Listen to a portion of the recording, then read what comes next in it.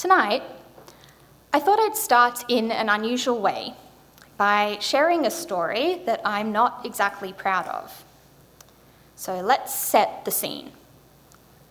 During my first year of rabbinical school, my flatmate and I lived in our tiny Jerusalem apartment together, walked to school together, often did our grocery shopping together, and were sorted into the same Hebrew level, meaning we were in all the same classes together, and, as a result, ended up with many of the same friends, which led us to usually being at or hosting the same Shabbat dinners, birthday celebrations, and so on, together. So one night, after a particularly long and difficult day, I had finally retreated to my room and was settling down to do some quiet homework reading. We did not have any office space in our tiny flat, so we studied at the same large desk in the corner of our kitchen, again, together. She was in the middle of doing laundry, truly mundane, but to get to the washer and dryer, you had to go through my room. So, without exactly knocking or announcing, she came through my door to go and change over the washing, and in no way, through any fault of her own, I reflexively blurted out something along the lines of, "Please get out of my room." My instinct was evidently telling me that I, a natural introvert, needed some space, and I felt like a line had been crossed. I immediately felt awful for snapping and apologized, and, to cut to the chase, we're still the closest of friends to this day, so thankfully, no harm done. In fact, we were talking yesterday. So, with this incident in mind, it might be safe to say that, in your lives too, you've all had to figure out your own lines in the sand. For example, when is it acceptable for a colleague to contact you if you're away? When are you going to leave a party if you have work early the next morning but your spouse wants to let loose? What food are you willing to share with a roommate? And so on. It was this idea that came to mind as we read the line from our parasha this week, Ki Tetzei, when a man or a householder has newly taken a wife, he shall not go out with the army or be assigned to it for any purpose. He shall be exempt 1 year for the sake of his household to give happiness to the woman he has chosen. We are then taught by our rabbis, including Rashi and Rambam, that this extends to tending to vineyards and building roads, these other tasks related to maintaining property or being in the army. In the words of the Rambam, the groom is to pay no attention to any of these matters, but only to his rejoicing. On the surface, this is the very essence of the mitzvah of Hachnasat Kala, to rejoice with bride and groom, which we recite close to the beginning of every shacharit service. Yet, delving deeper, this may also teach us a little bit about establishing and maintaining our boundaries. There is a famous rabbinic injunction found in Pirkei Avot that goes, "Asu sayag la Torah," create a fence around the Torah. Originally meant as a framework for preventing us from going too far off the path of our Jewish practice, our verse from Ki Tetzei made me also think of the boundaries we create in our own lives, which draw for us our lines in the sand, because without them, all of a sudden, we're answering our work emails on our declared vacation, we're so burnt out at work the next day after the party that we can't focus, or spending double the amount on our groceries. The Shabbat is, in fact, the perfect example of the maintenance of a boundary. 6 days a week, we are permitted or even obligated to work, to engage in the world around us and be productive, contributing members of society. On the seventh day, we are, of course, commanded to refrain from the relentlessness of production and consumption, and in the words of Rabbi Abraham Joshua Heschel, embrace the palace in time of the Shabbat, and a day of rest in which we give ourselves over from the world of creating to instead marvel at the world of creation. Put differently, Perhaps we are to understand that some times and spaces, whether that's a wedding or the Shabbat, are sacred, and it is incumbent upon us to respect that boundary and not violate it. That being said, some boundaries are meant to be broken. For example, we read in Kitetze of the Ben Sorer Umoreh, the wayward and rebellious son. In our parasha, this is defined as a son who does not obey his parents and who does not listen to them when they try to teach him right from wrong. The mother and father are then compelled to take their son to the elders of the town and declare him disobedient and gluttonous, after which the son is pelted with stones. This law in the Torah appears as clear and unequivocal, with virtually no room for argument or ambiguity.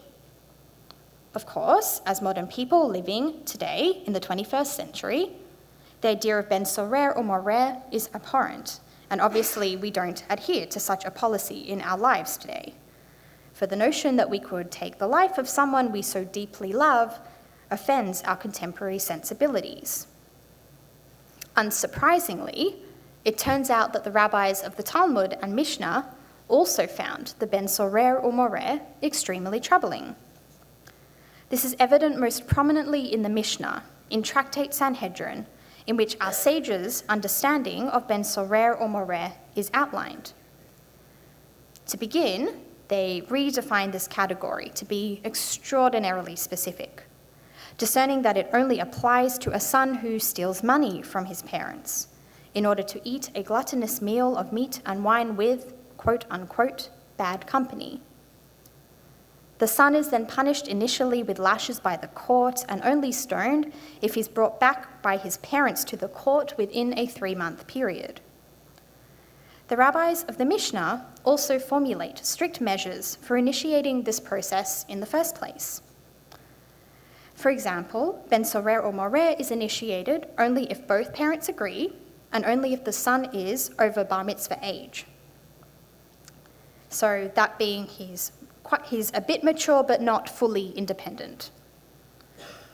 There is subsequently a highly detailed system, again in Tractate Sanhedrin, of how judgment for the wayward and rebellious son must be decreed, such as by how many judges, what their roles are at each point in the process. In other words, our sages set boundaries around this law to make sure it was not quite invalidated, but virtually impossible to enact. Or I should say, they removed boundaries around this law to make sure that they could not do it. We further know that on Shabbat, God forbid an emergency should happen, then we are unequivocally allowed to break the Shabbat for the cause of the greater good, namely if it is a matter of pikuach nefesh, of saving a life. There is no question, as elaborated in the Talmud, the Shulchan Aruch, and from the Rambam, that one may do whatever is necessary to protect one who is seriously ill or in danger. The Shulchan Aruch, for example, states that one who hurries to do this is praised, whilst Maimonides, the Rambam, denounces as minim or heretics those who believe that they are not permitted to desecrate the Shabbat in order to save a life, citing that the Torah's laws are not mean-spirited, but rather merciful and kind and promote peace in the world.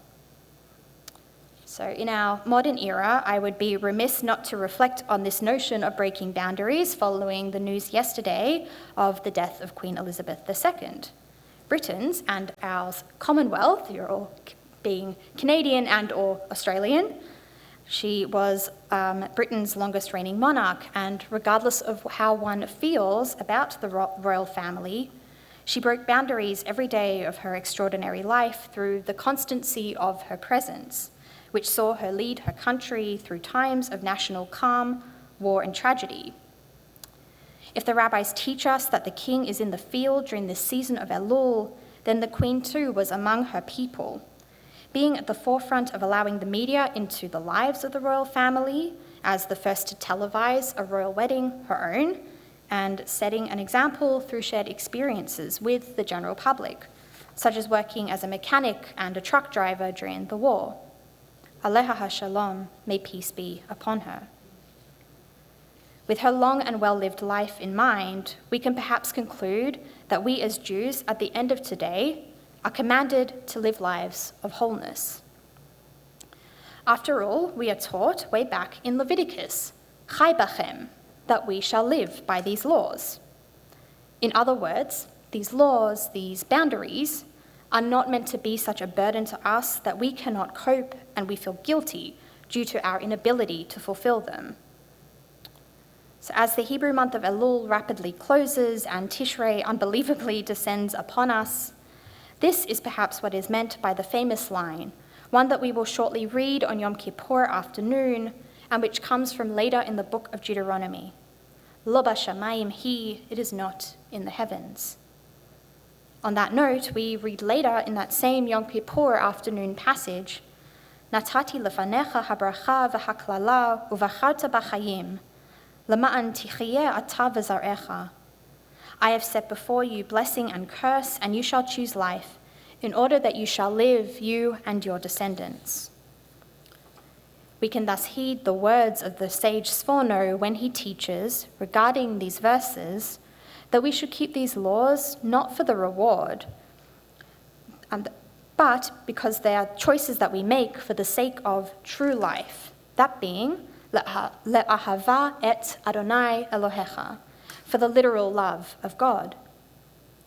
Put differently, making choices to set healthy boundaries for healthy reasons enables us to partake in the entire spectrum of human experience, and we feel closer to the world around us, to our own families, our loved ones, and even God as a result.